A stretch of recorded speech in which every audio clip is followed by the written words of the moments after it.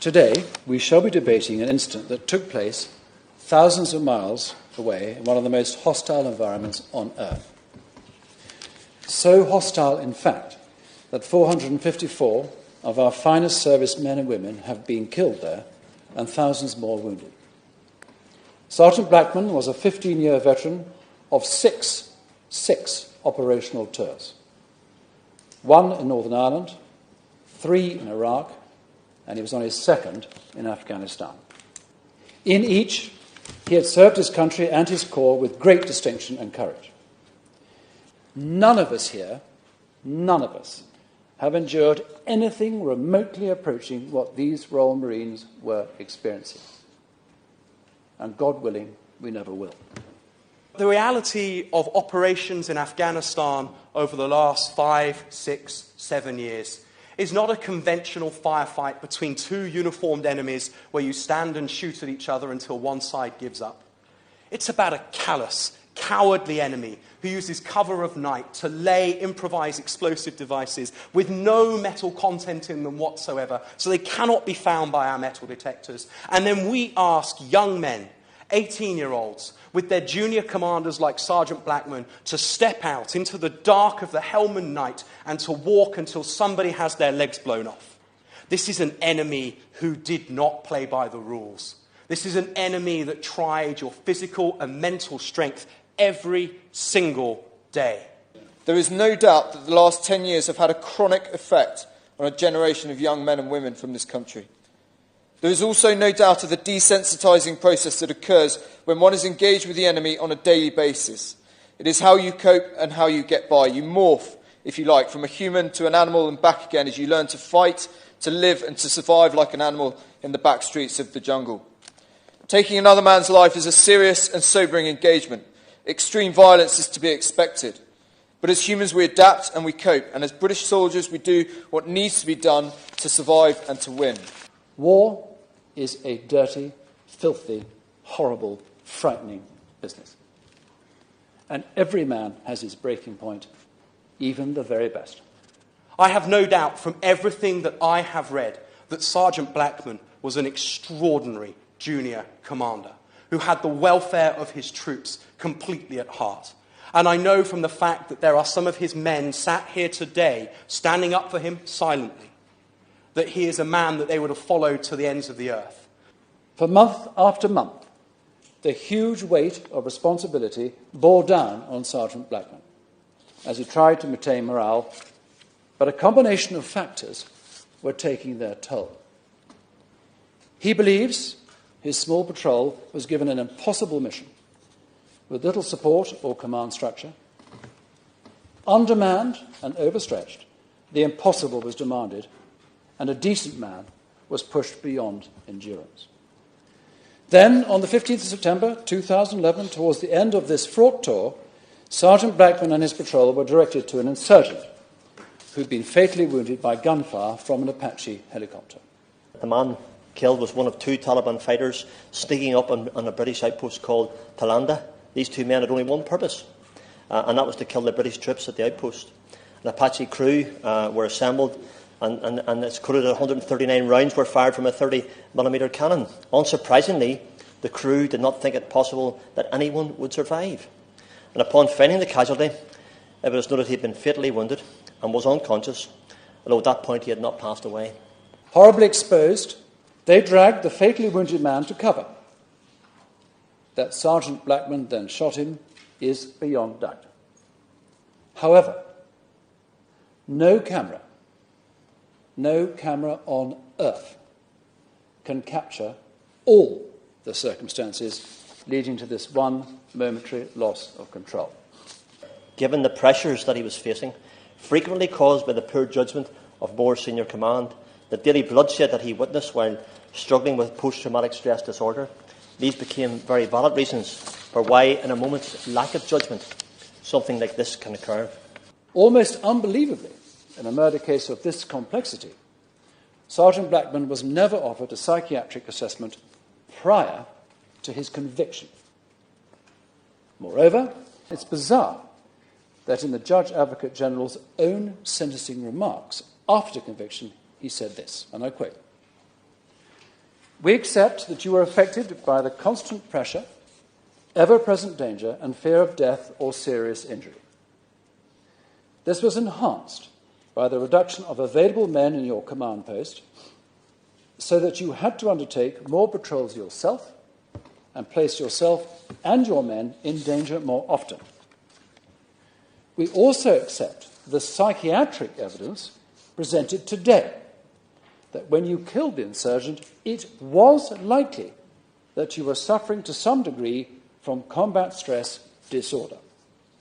What I find most shocking is that the vital evidence was withheld and that a colonel who was blocked from telling the truth to the court-martial was so disgusted by this that he resigned his commission. Forgive me for what is a rather long quote, Mr. President, but I think it's important that we do put it on record. I feel that the quote needs to be heard in its entirety because undoubtedly it's one of the most damning remarks made about this case. On his resignation, Colonel Lee said, Sergeant Blackman's investigation, court-martial and sentencing authority remain unaware to this day of the wider context within which he was being commanded when he acted as he did. My attempts to bring transparency to this process were denied by the chain of command. Sergeant Blackman was therefore sentenced by an authority blind to the facts that offered serious mitigation on his behalf. And that's the very thrust of the honourable member's contribution before me. The cause of this is a failure of moral courage by the chain of command. That's his quotation. Given the evidence that has come to light and the failings to provide original evidence that may have resulted in a lesser charge of manslaughter were deliberately withheld. It's no surprise that the Daily Mail and Mr. Forsyth thunder about a cover-up and attempt to make the sergeant a scapegoat for a much wider failure of high command. Jonathan Goldberg QC, who now heads the defence team and is here today, believes a number of significant mistakes were made. The court was never given the chance to consider the lesser verdict of manslaughter by reason of loss of control, due to the appalling stresses to which Sergeant Blackman was subjected for months on end. Sergeant Blackman insists that he was never advised by his then defence team that a manslaughter verdict was even a possibility. Indeed, he knew nothing of the manslaughter options until his new defence team took over recently. This simply wouldn't happen in any other case, particularly not in the British justice system that we so highly regard. For a British serviceman, an acting colour sergeant in the Royal Marines, deemed to be a man of impeccable moral courage to have been treated in such a way, to have been served with such injustice, is downright wrong and completely and utterly unacceptable. This is a man who was prepared to lay down his life for his country, a man who saw two of his comrades blown up, a man who saw another comrade tortured and murdered, and a man who saw another severed limbs hung from a tree by Taliban.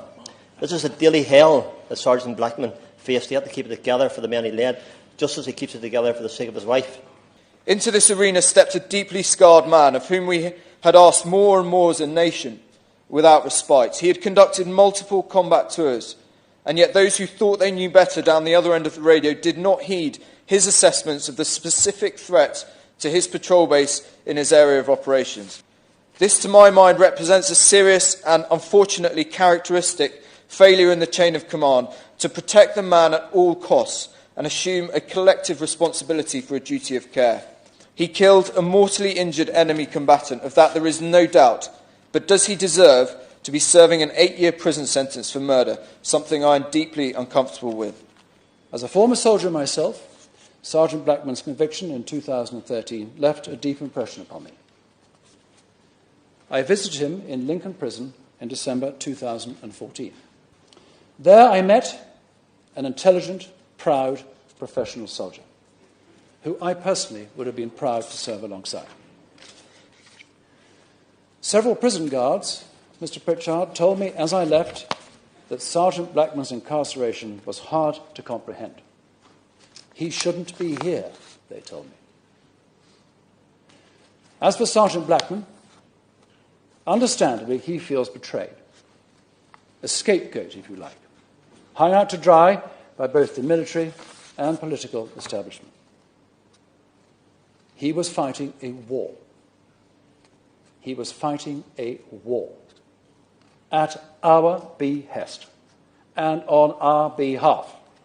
No one who can see the clear pain of Mrs. Blackman as she seeks to support her husband cannot be deeply moved.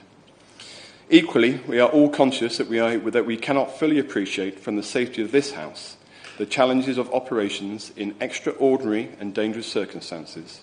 And these are extraordinary, challenging circumstances with extraordinary people doing an extraordinary job.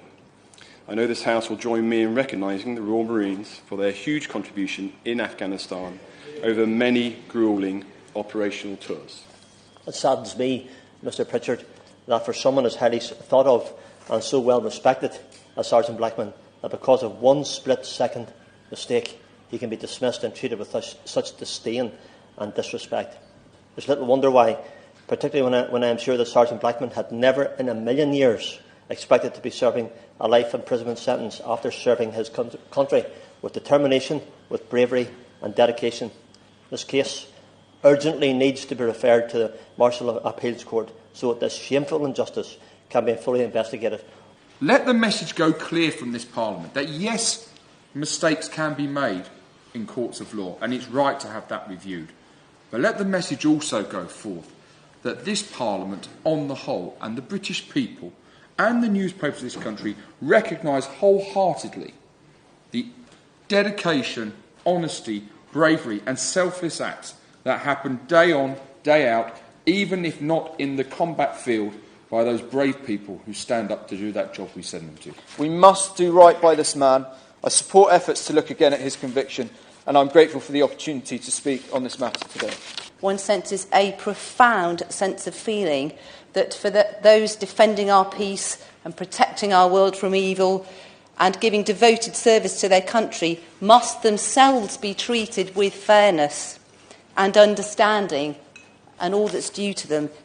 So I would like to support the call for a review of this new evidence to be included and for the 3 routes to manslaughter to be considered and for all consideration of the stress Sergeant Blackman was under and all available psychological reports to be included.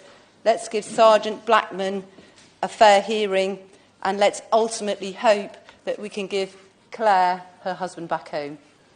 Sergeant Blackman was, and is, no cold-blooded killer. Just a man pushed to the very edge. A man sent to do a filthy job with his hands tied behind his back. A man who is now no threat at all to anyone. A man who is paying a terrible price for a lapse of judgment. A man who deserves another hearing. And a man who should be allowed to go home to his wife. Thank you.